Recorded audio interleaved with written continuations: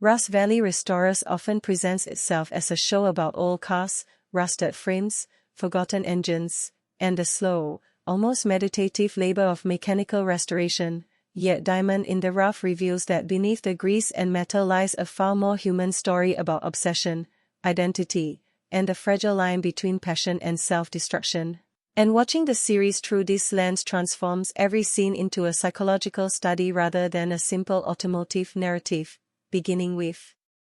the first images of Rust Valley itself, a place that looks less like a business and more like an externalized memory palace, where hundreds of vehicles sit frozen in time, each one representing a moment when someone believed there would be time later to finish what they started, and Mike Hall walks among them not as an owner but as a guardian, speaking of cast away others speak of family members who never quite left home. And this emotional framing is essential because it explains why logic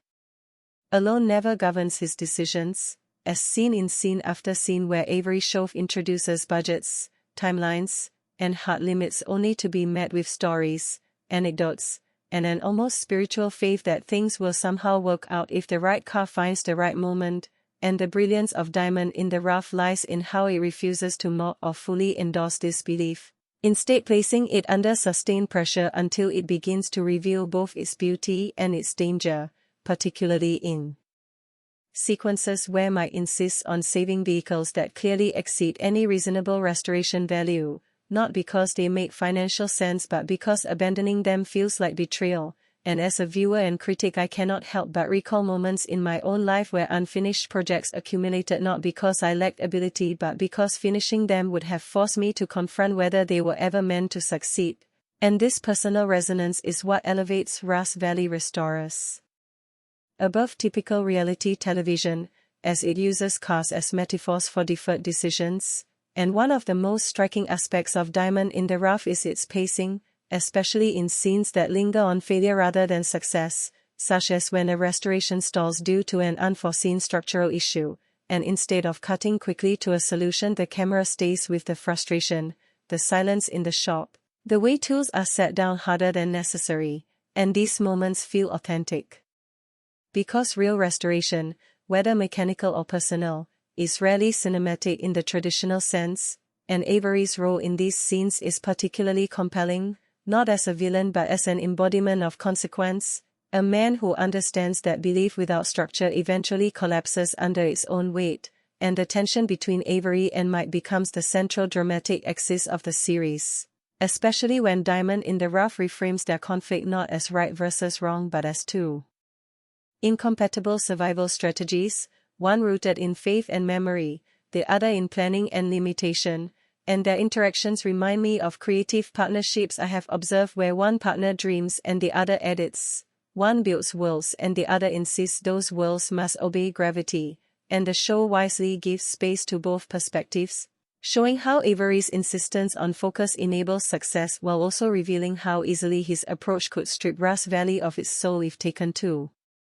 far. And nowhere is this balance more evident than in scenes involving Connor Hall, whose presence introduces the theme of inheritance, not just of property or skill but of unresolved philosophies, and Connor's quiet competence contrasts sharply with Mike's improvisational style, yet his loyalty complicates his authority, creating moments where he must choose between technical truth and emotional diplomacy. And in Diamond in the Rough these choices are framed with subtlety, particularly in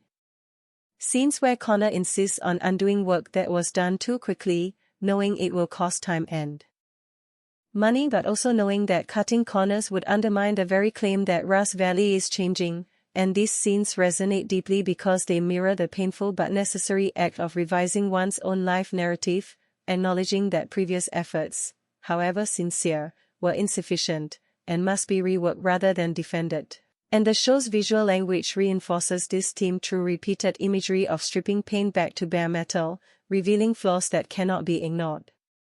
Once seen, and as a film critic I appreciate how the series avoids glamorizing transformation, choosing instead to depict it as a process of repeated confrontation with error, and even moments of success are framed modestly, such as when an engine finally turns over after days of effort, not as a triumphant climax but as a quiet confirmation that patience can still yield results. And this restraint extends to the sale of restored vehicles, which Diamond in the Rough treats not as victory laps,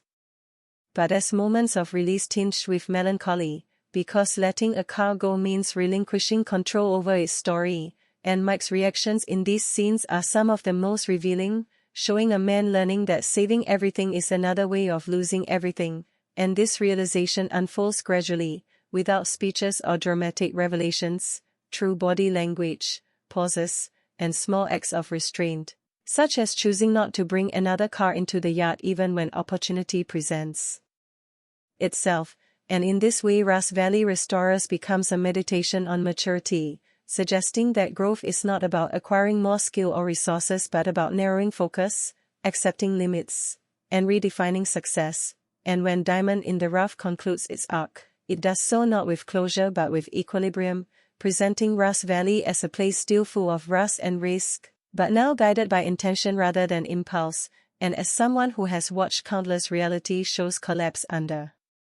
the weight of artificial drama, I find this honesty refreshing, because it trusts the audience to engage with complexity, to see beauty in unfinished work, and to recognize that diamonds are not discovered by chance alone but by the willingness to cut away what obscures them, even when that process is uncomfortable, slow, and irreversible.